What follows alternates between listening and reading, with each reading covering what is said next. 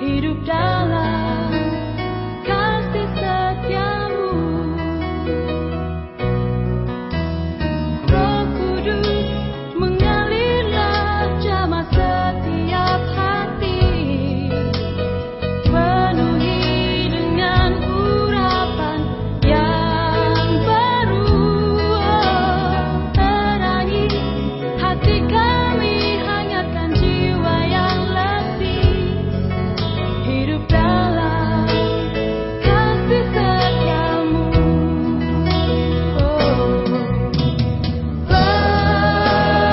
Penuhilah, pulihkanlah dalam umat-Mu dengan kasih kuasa-Mu. Seluruh bumi menantikan kedatangan-Mu, Allah kebenaran, Juru Selamat-Ku.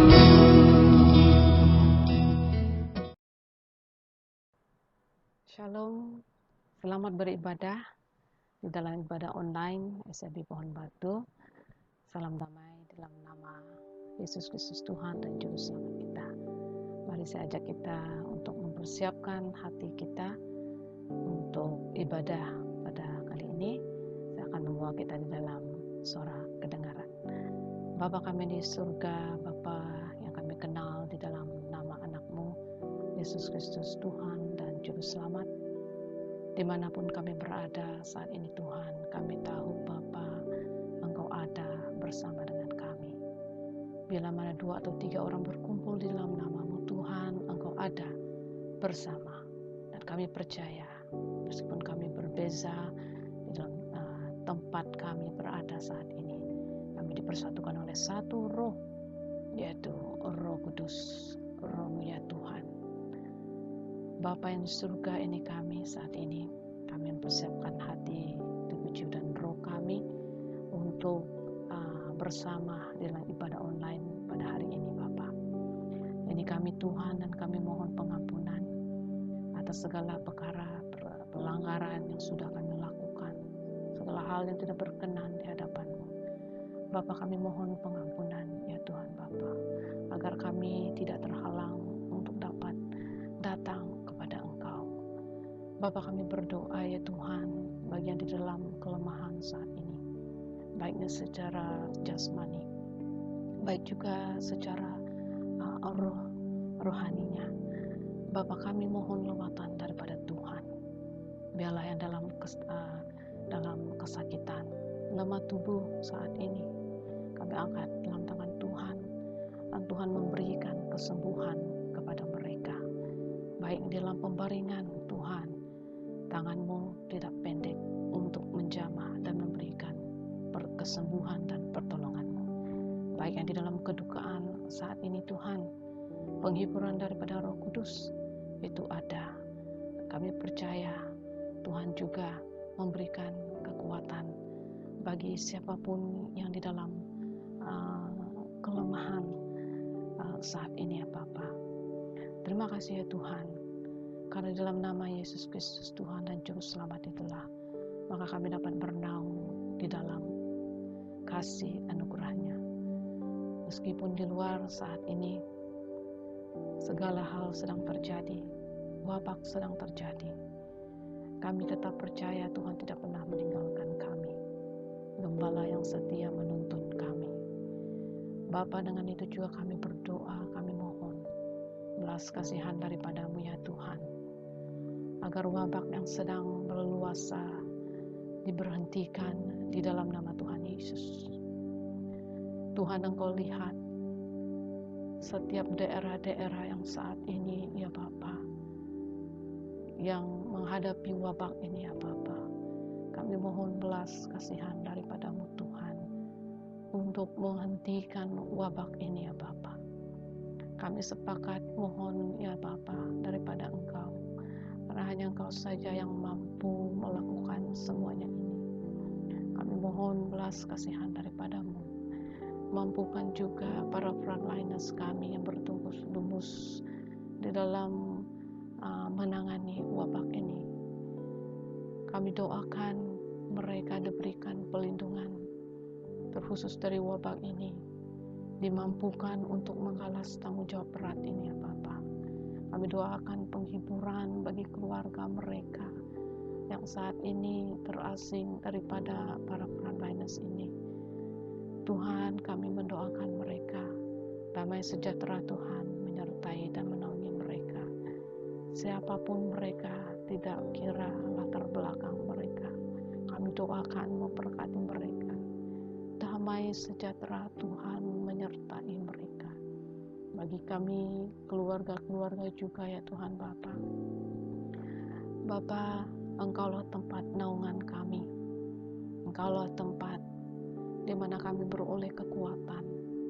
Kami bersyukur ya Tuhan buat hari-hari yang lepas kami lalui, biarpun banyak tekanan, biarpun banyak hal-hal yang boleh saja membuatkan kami lemah.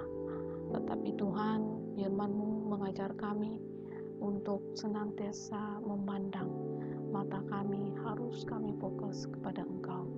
Dan pada pagi hari ini ya Tuhan, kami memilih di dalam ibadah online pada pagi hari ini, kami persiapkan hati, jiwa, dan roh kami sebagai satu persiapan ataupun posture kami untuk mendengar, melatih telinga kami dan hati kami untuk fokus kepadamu ya Bapa. Baik di dalam pujian dan sembah, baik juga di dalam pemberitaan firman-Mu Tuhan.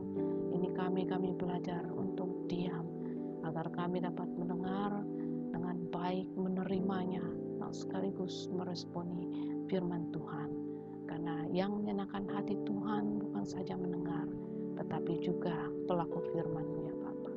Terpujilah nama-Mu Tuhan, berkati setiap anak-anak Tuhan, baik yang mengambil pelayanan, memimpin puji-pujian, demikian juga yang memberitakan firman Tuhan. Begitu juga tim media, kami memberkati mereka ya Tuhan. Dan dalam hal ini Tuhan juga memakai segala kebolehan dan kemahiran yang ada, biarlah semuanya menyenangkan hati Tuhan. Ini kami semua para pendengar yang siap di dalam ibadah online pada hari ini, pada saat ini Tuhan, ini kami siap. Berkatilah ya Tuhan setiap yang mendengar di dalam ibadah online. Terpujilah nama-Mu ya Tuhan. Kami mengangkat setiap doa dan permohonan ini hanya di dalam nama Yesus Kristus, Tuhan dan Juru Selamat kami. Amin.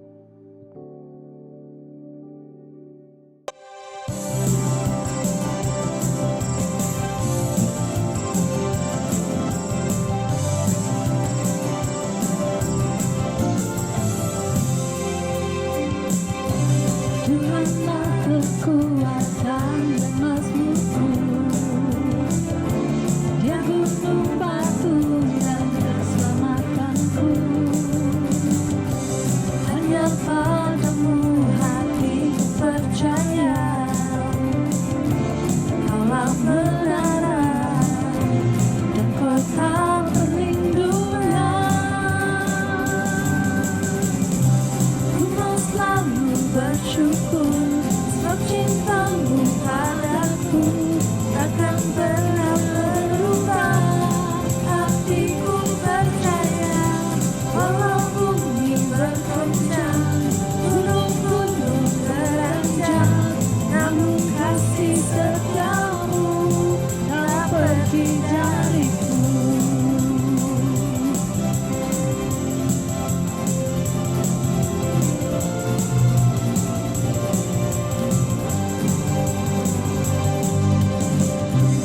Tuhanlah kekuatan dan mazmurku,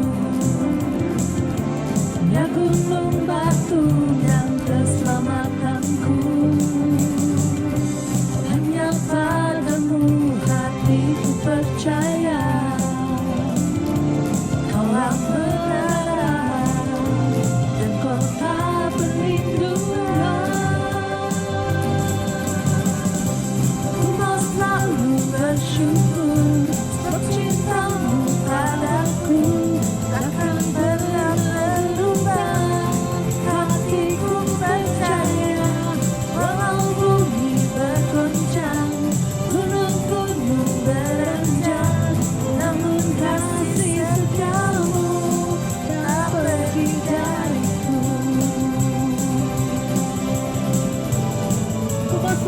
bersyukur. Ku mau selalu bersyukur, sebab cintamu padaku takkan pernah berubah. Hatiku percaya, walau bumi berguncang, gunung-gunung beranjak, namun kasih setiamu tak pergi dariku. Kasih setiamu tak pergi dariku. Kasih setiamu tak pergi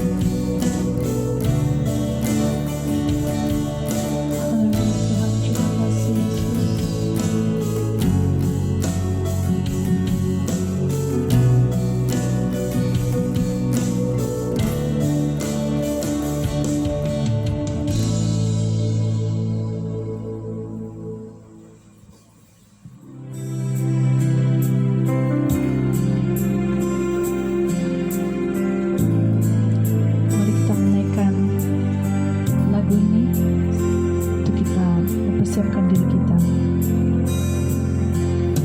Sukacitaku penuh, ku bermazmur bagimu, karena ku tahu ku telah ditebus oleh curahan darahmu.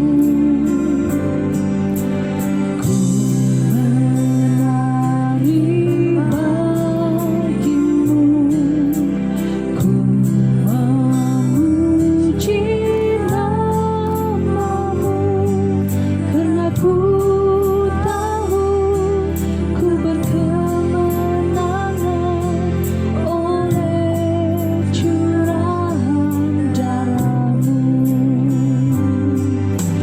Darahmu Yesus sucikan daku, darahmu Yesus bebaskanku, darahmu Yesus sembuhkan daku, ku dijadikan baru.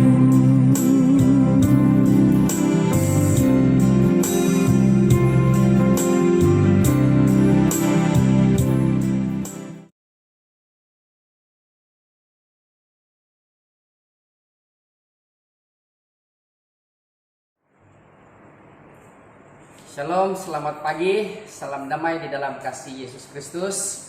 Kita sangat bersyukur pada pagi hari ini karena bersama untuk belajar firman Tuhan, bahkan mengingati apa yang Tuhan telah tetapkan di dalam kehidupan kita. Mari kita bersama-sama masuk ke dalam perjamuan kudus. Kita melihat di dalam pembacaan dalam 1 Korintus bab 11 ayat 23 hingga 30. Di dalam 1 Korintus 11 ayat 23 hingga 30. Saya baca kita dengan suara yang kedengaran. Sebab apa yang telah ku teruskan kepadamu telah aku terima dari Tuhan, yaitu bahwa Tuhan Yesus pada malam waktu ia diserahkan mengambil roti, dan sesudah itu ia mengucap syukur atasnya. Ia memecah-mecahkannya dan berkata, inilah tubuhku yang diserahkan bagi kamu. Perbuatlah ini menjadi peringatan akan aku. Demikian juga yang mengambil cawan sesudah makan, lalu berkata, cawan ini adalah perjanjian baru yang dimeteraikan oleh darahku. Perbuatlah ini setiap kali kamu meminumnya, menjadi peringatan akan aku. Sebab setiap kali kamu makan roti ini dan minum cawan ini, kamu memberitakan kematian Tuhan sampai ia datang. Jadi barang siapa dengan cara yang tidak layak makan roti atau minum cawan Tuhan, ia berdosa terhadap tubuh dan darah Tuhan. Karena itu hendaklah tiap-tiap orang menguji dirinya sendiri, dan baru sesudah itu makan roti dan minum dari cawan itu. Karena barang siapa makan dan minum tanpa mengakui tubuh Tuhan, ia mendatangkan hukuman atas dirinya. Sebab itu banyak di antara kamu yang lemah dan sakit, dan tidak sedikit yang mendengar. Puji Tuhan, pada pagi hari ini mari kita ambil bersama-sama bahagian kita untuk mengingati ketetapan Tuhan dalam kita bersama-sama untuk mengingati perjamuan yang Tuhan telah lakukan kepada para murid pada waktu itu. Apa yang kita pelajari di dalam konteks ini? Di mana ayat 26 saya senang untuk menjelas sedikit tentang ayat 26b yang berbicara tentang kamu memberitakan kematian Tuhan sampai ia datang. Ini menjadi satu arahan atau perintah oleh Yesus supaya menjadi satu bagian tugas atau tanggung jawab kita untuk melaksanakan firman Tuhan, memberitakan firman itu, memberitakan Tuhan Yesus sendiri sampai ia datang. Puji Tuhan, karena kita masih memiliki kekuatan, memiliki semangat walaupun dalam keadaan dunia masa kini kita mendengar, kita melihat sendiri dan kita merasa sendiri, tetapi itu tidak menjajaskan iman kita untuk terus memberitakan Tuhan Yesus Kristus, bukan saja diri kita, tetapi kepada keluarga kita dan kepada orang lain. Saudara jemaah yang dikasihi Tuhan, inilah peringatan Tuhan bagi kita. Dan salah satu peranan kita adalah bertanggung jawab untuk terus mengistiharkan, menyaksikan atau menyatakan Kristus itu kepada orang lain. Sebab kita tidak merasa rugi. Apa yang kita beritakan itu adalah yang utama di dalam kehidupan kita dan kehidupan bagi orang lain. Oleh itu, mari kita sama-sama mengambil roti yang ada pada kita. Kita angkat sama-sama dan saya baca firman Tuhan. Sebab apa yang telah kuteruskan kepadamu telah aku terima dari Tuhan, yaitu bahwa Tuhan Yesus pada malam waktu ia diserahkan, ia mengambil roti, dan sesudah itu ia mengucap syukur atasnya, ia memecah-mecahkannya dan berkata, inilah tubuhku yang diserahkan bagi kamu, perbuatlah ini menjadi peringatan akan. Mari kita sama-sama.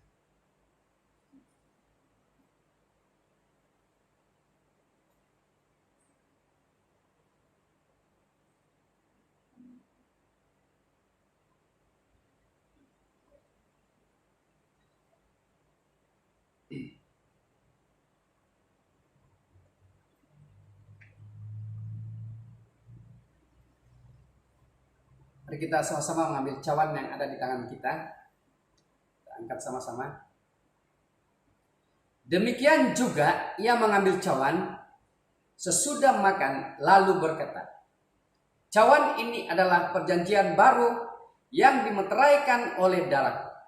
Perbuatlah ini setiap kali kamu meminumnya, menjadi peringatan akan. Mari kita sama-sama.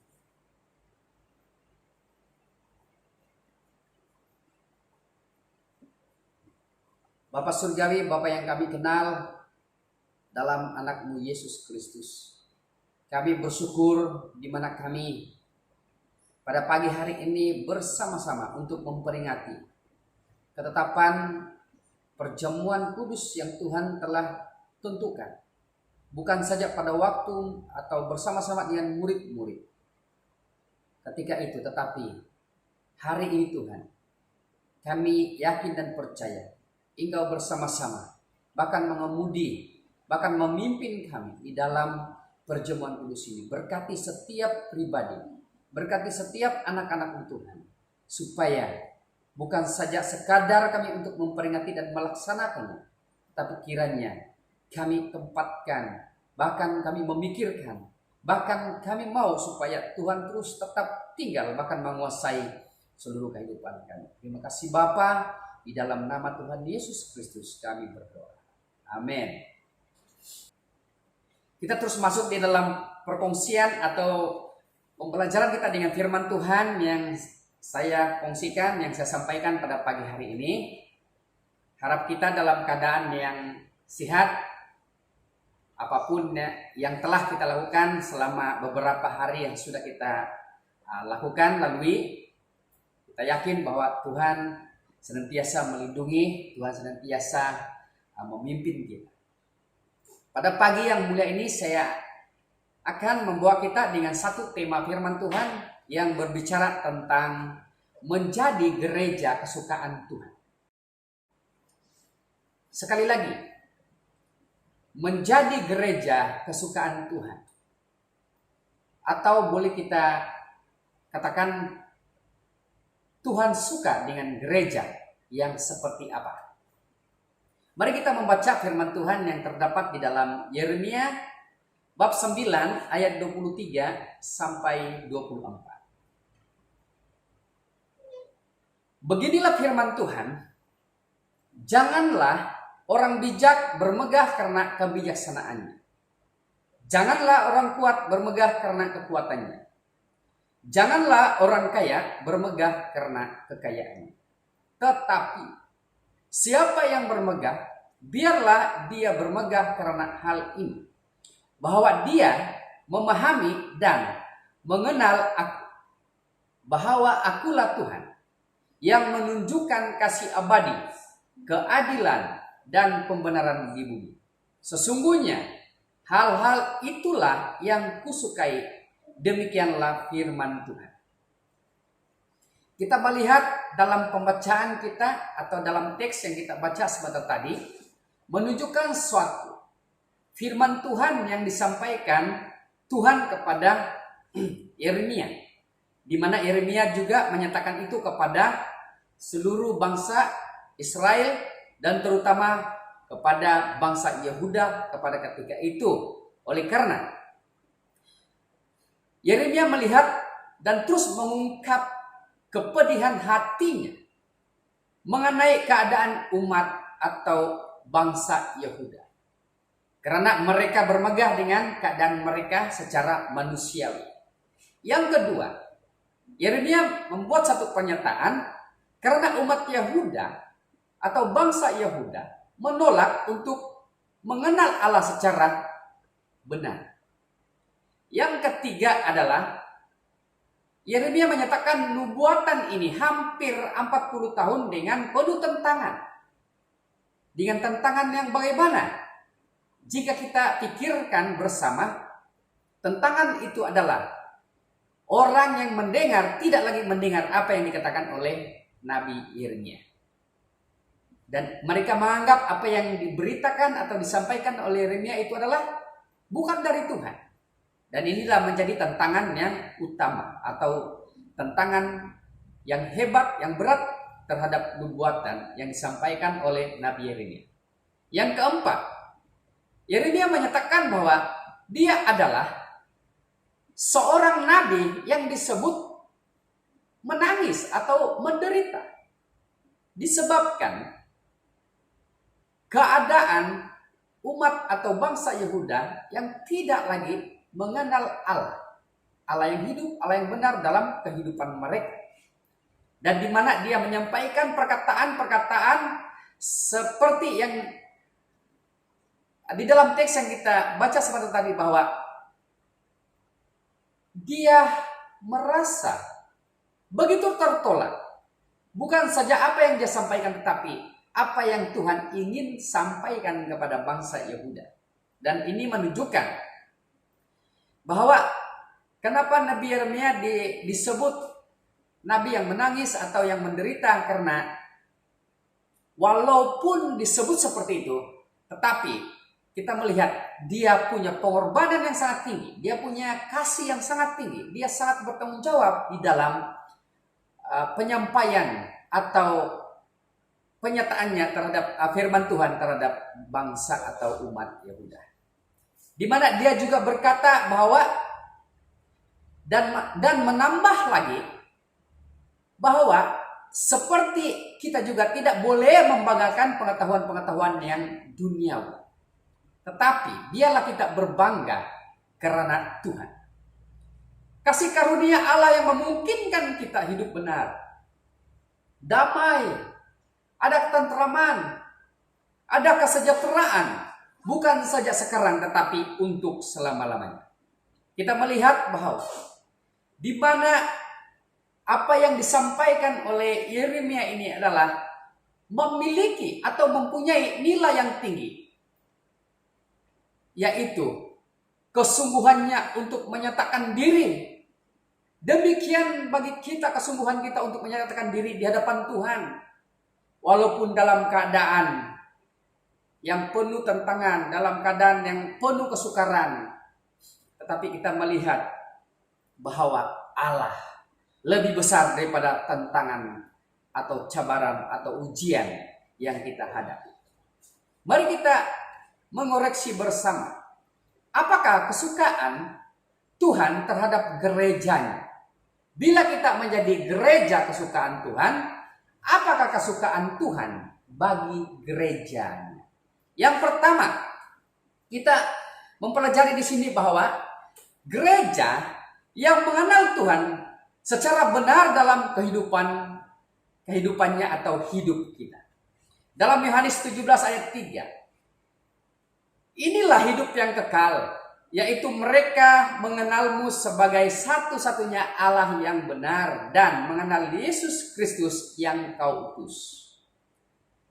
Hal yang pertama menjelaskan tentang mengenal Tuhan atau gereja yang mengenal Tuhan secara benar dalam kehidupannya adalah karena Tuhan memberi hidup yang kekal. Karena Tuhan memberi hidup yang kekal dalam Yohanes 3:16. Ayat yang memang menjadi satu ayat yang tidak asing bagi kita. Di mana Allah begitu besar mengasihi dunia ini sehingga menganugerahkan anaknya yang tunggal supaya setiap orang yang percaya kepadanya tidak binasa melainkan mendapat hidup yang kekal. Inilah janji Tuhan. Inilah pemberian Allah kepada kita atau kepada gereja yang mengenal Tuhan secara benar. Karena mengenal Allah secara yang benar itu berarti mengenal hidup yang kekal itu. Yang kedua adalah mengenal pribadi Allah sendiri yang kita sembah, yang kita tahu bahwa Allah itu Allah yang benar. Mengenal Yesus Kristus, Yesus yang diutus oleh Allah Bapa di surga kepada kita untuk menebus, bahkan memimpin kita kepada keselamatan. Juga kita percaya mengenal Allah yang benar sebagai pencipta dan penyelamat hidup kita. Hal yang kedua menjelaskan tentang mengenal Tuhan secara benar dalam kehidupan kita, bahwa Tuhan memberi pengampunan dosa. Ini dalam 1 Yohanes 1 ayat 9. Seperti ini. Tetapi jika kita mengaku dosa kita terhadap Allah, Dia akan menepati janjinya dan berlaku adil. Dia akan mengampunkan dosa kita dan menyucikan kita daripada segala kesalahan. Puji Tuhan. Hanya satu hal saja yang kita harus lakukan di hadapan Tuhan untuk menerima pengampunan, yaitu jika kita mengakui sebagai orang percaya, bahkan sebagai gereja Tuhan. Inilah kehendak Tuhan bagi kita supaya kita siap untuk mengakui dosa kita. Jika kita tidak mengakui dosa kita, baik secara pribadi, secara gereja, maka gereja itu pasti tidak menerima pengampunan yang Tuhan berikan. Maka Allah mengampuni kita karena kita mengakui. Bukankah itu hal yang mudah? Hal yang senang untuk kita lakukan. Tetapi bukan mudah dan bukan senang untuk mengungkapkan pengakuan dosa di hadapan Tuhan. Yang kedua kita pelajari tentang apakah kesukaan Tuhan terhadap gereja. Yang kedua adalah gereja mengenal pekerjaan Tuhan bagi kita. Jika Tuhan yang kita kenal itu adalah Tuhan yang benar, maka sebagai gereja tidak mengenal pekerjaan Tuhan dalam hidup kita, itu sudah tentunya gereja atau secara pribadi bukan dikatakan sebagai orang yang benar-benar mengenal pekerjaan Tuhan. Dalam Efesus 2 ayat 8 hingga 9. Ayat 8, kamu telah diselamatkan dengan kasih karunia-Nya melalui iman. Ini bukan daripada kamu sendiri, tetapi adalah karunia Allah. Bukan karena usaha amalmu, supaya tiada seorang pun yang dapat bermenang. Mari kita perhatikan ayat 8. Mengenal pekerjaan Tuhan bagi kita adalah Tuhan mengaruniakan melalui iman kita. Kita percaya dan yakin bersama. Apabila kita menjadi anak Tuhan, sudah tentunya itu diakibatkan oleh kasih karunia Allah melalui iman kita. Hal yang pertama untuk menjelaskan bagi gereja yang mengenal pekerjaan Tuhan adalah kuasa Allah yang menyelamatkan kita. Apakah pekerjaan Tuhan bagi kita? Yaitu kuasa Allah yang menyelamatkan. Pasti inilah intipati tujuan Allah bagi gereja, bagi setiap pribadi yang mengenal Tuhan adalah untuk menyelamatkan. Di dalam Roma 1 ayat 17. Karena di dalamnya, bermakna di dalam kuasanya pembenaran Allah dinyatakan dari iman ke iman. Sebagaimana tersurat dalam kitab suci, orang benar akan hidup dengan iman. Kita melihat di sini bahwa kita diselamatkan oleh kasih karunia Allah. Itulah dikatakan bahwa maka iman kita bersetuju bahwa Allah mengaruniakan itu kepada kita karena kesetiaan kita kepada kasih Allah. Yang kedua adalah kita diselamatkan oleh kasih karunia Allah karena kasih Allah yang begitu besar bagi kita. Karena inisiatif Allah sendiri. Juga melalui iman kita kepadanya. Dan kiranya kita memiliki iman yang hidup di hadapan Tuhan. Yang kedua, perkara yang menjelaskan tentang gereja mengenal pekerjaan Tuhan bagi kita adalah karena kuasa Allah atau kuasanya memberi perlindungan bagi kita.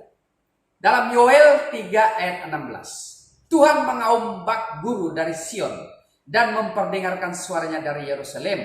Langit dan bumi akan bergoncang, tetapi Tuhan ialah tempat berlindung bagi umatnya dan benteng bagi orang Israel. Hal yang kedua dalam Mazmur 46 ayat 2. Oleh itu, kita tidak akan takut meski bumi ini diganjakkan, meski gunung-gunung dialih ke tengah laut. Kita melihat bahwa kuasa Allah memberi perlindungan kepada gereja. Dan inilah kesukaan Tuhan bagi kita. Dan inilah Tuhan mau supaya gereja itu mengenal setiap pekerjaan Tuhan yang begitu luar biasa. Pekerjaan Tuhan memberi perlindungan bagi kita melalui atau ditunjukkannya dengan firman Tuhan. Melalui firman Tuhan, melalui suara sebagai kota atau tempat perlindungan kita adalah Tuhan sendiri. Bukan saja sebagai tempat perlindungan, tetapi Allah melalui kuasanya adalah benteng pertahanan orang percaya. Dunia masa kini tidak terhindar, terelak daripada hal-hal yang menyusahkan. Begitu sulit kita untuk berpikir, untuk berjalan, melakukan segala aktiviti.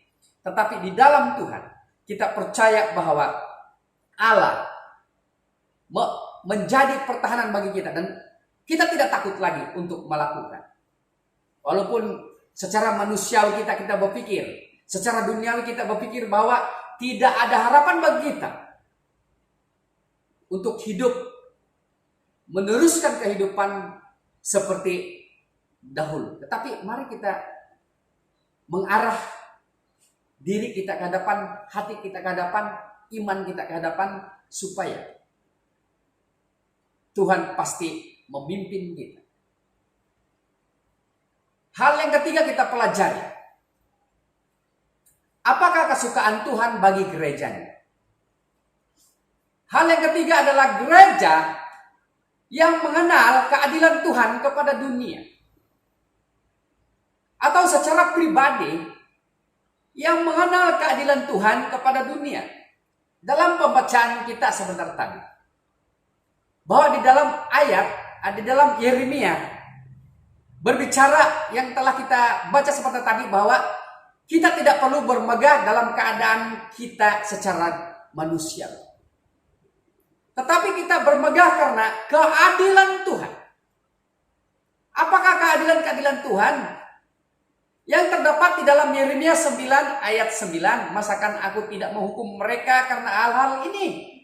Demikianlah firman Tuhan. Masakan aku tidak membalas dendam terhadap bangsa yang seperti ini? Ini satu peringatan bagi bangsa yang menolak kebenaran atau menolak Tuhan. Ayat 13 daripada Yeremia bab 9. Firman Tuhan. Sebabnya mereka mengabaikan hukumku yang telah kuberikan kepada mereka. Mereka tidak mematuhi aku dan tidak hidup mengikutinya. Maka di dalam ayat 13 ini menyarankan setiap orang percaya, bahkan orang yang belum mendengar firman Tuhan, supaya kita tidak mengabaikan hukum atau perintah Tuhan. Marilah supaya agar kita tidak menjauhi firman Tuhan itu dalam kehidupan kita. Tetapi orang yang tidak mematuhi, orang yang tidak mendengar firman Tuhan, tidak dekat dengan firman Tuhan, maka itulah yang Tuhan sebut mereka menolak aku. Dalam ayat 14 daripada Yeremia 9 ini, malah mereka mengikuti kedegilan hati masing-masing dan mengikuti para Baal, seperti yang diajarkan nenek moyang mereka kepada mereka. Dan ini menunjukkan latar belakang atau gambaran yang begitu jelas bahwa bangsa atau umat Yehuda, mereka masih hidup di dalam ketegaran, kebebalan, kedegilan hati mereka karena dipengaruhi oleh ajaran-ajaran daripada Tuhan lain, ajaran-ajaran nenek moyang mereka. Ayat 24 daripada Yeremia bab 9. Ayat 24b berbicara bahwa akulah Tuhan yang menunjukkan kasih abadi, keadilan dan pembenaran di bumi. Sesungguhnya hal-hal itulah yang kusukai. Nah, inilah yang disukai oleh Tuhan kepada gereja, supaya gereja mengenal keadilan Tuhan. Nah, menjelaskan tentang gereja yang mengenal tentang keadilan Tuhan bagi dunia ini adalah melalui penghukumannya. Di dalam Mazmur 119 ayat 120. Tubuhku gemetar karena takut kepadamu dan aku takut akan penghakiman. Ini menjadi peringatan yang begitu keras sekali bagi kita, jemaat Tuhan yang dikasihi. Karena orang tidak menyadari atau tidak sadar pada waktu sebelum hari penghakiman, atau dikatakan dalam firman Tuhan, sebelum hari terakhir, orang dibuai oleh kesukaan, keinginan, hal-hal dunia ini yang membawa mereka hanyut daripada kembali kepada pemikiran mereka terhadap firman Tuhan. Saya secara pribadi takut bila mana kita tidak menurut firman Tuhan. Dan apa yang terjadi? Maka pada waktu hari terakhir, pada waktu hari penghukuman atau penghakiman, inilah hari yang sukar untuk kita hilangkan. Bagi dunia atau gereja perlu apa? Apa yang kita perlukan sebagai pribadi, sebagai gereja yang mengetahui, yang belajar tentang penghukuman Tuhan, agar kita mengenal keadilan Tuhan melalui hukum atau firman-Nya. Dan karena firman Tuhan itulah firman yang benar. Jika melanggar atau melawan peraturan atau firman Tuhan, itu bukanlah orang yang mengenal kebenaran. Bagian yang kedua menjelaskan tentang apakah kesukaan Tuhan bagi gerejanya, yaitu gereja yang mengenal keadilan Tuhan melalui kasih-Nya atau melalui kasih Allah. Di dalam 1 Yohanes 4 ayat 18, dalam kasih tidak ada ketakutan. Kasih yang sempurna menghilangkan rasa takut, ada kaitan dengan hukuman. Dengan demikian, orang yang takut belum mengenal kasih yang sempurna. Mari kita lihat. Mari kita perhatikan ayat 18 ini. Di dalam kasih tidak ada ketakutan. Jika kita menjadi orang atau anak Tuhan yang dirangkul oleh Tuhan dengan kasih-Nya, maka kita tidak takut. Maka 18b berkata, dengan demikian orang yang takut belum mengenal kasih yang sempurna, atau belum mengenal kasih Allah itu di dalam kehidupannya. Oleh sebab itu Allah menunjukkan kasih-Nya bila manusia hidup dalam ketakutan. Allah menunjukkan kasih-Nya bila manusia diambang hukuman. Allah menunjukkan kasih-Nya bila manusia belum mengenal kasih-Nya. Kita bersyukur. Tuhan pasti beri kesempatan bagi kita untuk mengenal kasih Allah itu di dalam kehidupan kita. Apa respon kita? Saudara jemaah yang dikasihi Tuhan. Yang pertama, kita haruslah sadar dan terus berusaha membangun komitmen untuk mengenal kesukaan Tuhan di dalam kehidupan kita. Yang kedua, kita haruslah komitmen dengan cara untuk kita lebih dekat kepada Tuhan, yaitu dengan berdoa, merenungkan firman Tuhan, bersekutu dengan Tuhan dan melayani.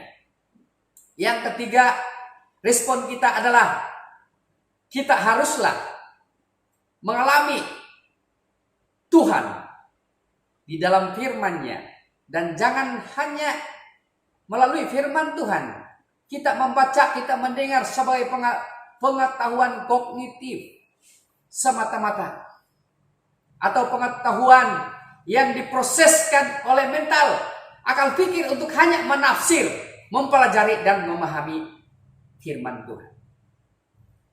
Ada 3 perkara yang disebut demikian adalah peranan atau tindakan kita sebagai pribadi, sebagai gereja untuk mengenal.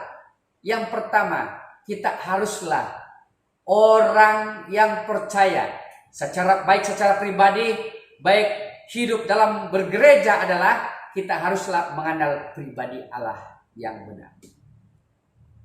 Yang kedua, kita haruslah mengenal karya atau ciptaan Allah kepada kita. Kita haruslah mengenal hukum-hukum atau perintah-perintah Allah di dalam kehidupan kita. Oleh itu, jemaah yang dikasihi Tuhan, pada pagi yang indah ini kita bersyukur karena kita mau supaya menjadi pribadi, menjadi gereja yang disukai oleh Tuhan. Hal inilah menjadi dasar atau asas dalam kehidupan kita, supaya kiranya kita menjadi gereja atau pribadi kesukaannya Tuhan. Bukan saja hari ini, tetapi untuk selama-lamanya. Haleluya. Tuhan Yesus memberkati. Mari kita berdoa. Kami bersyukur ya Tuhan pada pagi ini, di mana kami belajar bahkan berfungsi bersama untuk mendengar firman Tuhan yang sedikit kami pelajari pada pagi hari ini Tuhan. Kami tahu bahwa segala keterbatasan hamba-Mu untuk menyampaikan firman-Mu ini Tuhan. Namun kami yakin dan percaya, sebab Tuhan memberikan kami roh yang begitu luar biasa, roh yang hebat yang diberikan oleh Roh Kudus untuk setiap pribadi kami, agar kami terus mengenal Engkau melalui firman-Mu. Terpujilah Bapa, berkati seluruh jemaat Tuhan yang telah mendengar dan belajar firman Tuhan, yang turut beribadah bersama-sama. Terima kasih Bapa, di dalam nama Tuhan Yesus Kristus kami berdoa. Amin.